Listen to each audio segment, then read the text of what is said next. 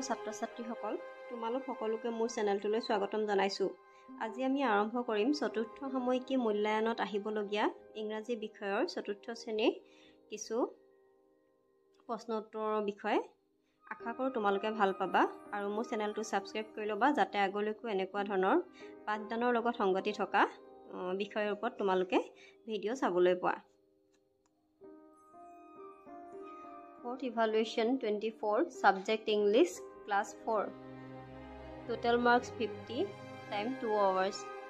এইবাৰ চতুৰ্থ সাময়িকী মূল্যায়নৰ বাবে যিহেতু দুটাহে পাঠ দিয়া হৈছে, গতিকে তাৰ এটা পাঠ হৈছে ফ্ৰগছ এট স্কুল আৰু ইটো হৈছে এ ভিজিট টু শিৱসাগৰ। গতিকে দুটা পাঠৰ ভিতৰত কবিতা যিহেতু এটা পৰিছে, গতিকে আমি ফ্ৰগছ এট স্কুলৰ প্ৰথম 8 শাৰী লৈছোঁ। 1 নম্বৰ প্ৰশ্নটো write 8 lines of the poem frogs at school with name of the poet. Reading আৰু ডিক্টেশ্যন মানে শ্ৰুতলিপি আহিব পাৰে।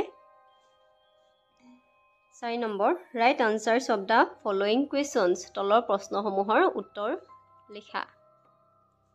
এ how many froggies went to school. স্কুলখনলৈ কেইটা ভেকুলী গৈছিল। B what did froggies wear. ভেকুলী কেইটাই কি পিন্ধি গৈছিল। C what were Ramen and Rita ৱেইটিং ফৰ। ৰমেন আৰু ৰীতাই কিহৰ বাবে অপেক্ষা কৰি আছিল। ডি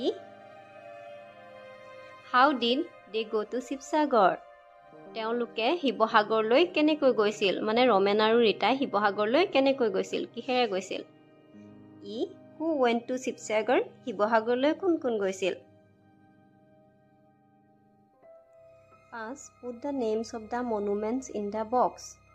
শিৱসাগৰত থকা 5টা প্ৰাচীন কীৰ্তিচিহ্নৰ নাম লিখিব লাগে।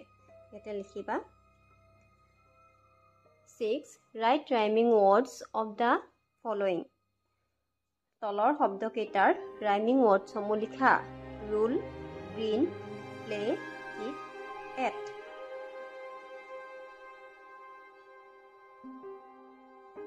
Rewrite the words by using IES। IES লগাই এই শব্দকেইটা বহুবচন কৰিব লাগে। Baby, fairy, story, berry, cherry. তাৰপিছত 8 নম্বৰটো আছে arrange the letters to make words. তলৰ যিকেইটা শব্দ আছে সেইকেইটা অৰ্থপূৰ্ণ হৈ থকা নাই,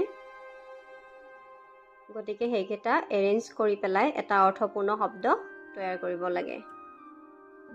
আৰু 9 নম্বৰটো আছে draw any monuments of Sivasagar. শিৱসাগৰত থকা যিকোনো এটা প্ৰাচীন কীৰ্তিচিহ্নৰ ছবি আঁকা।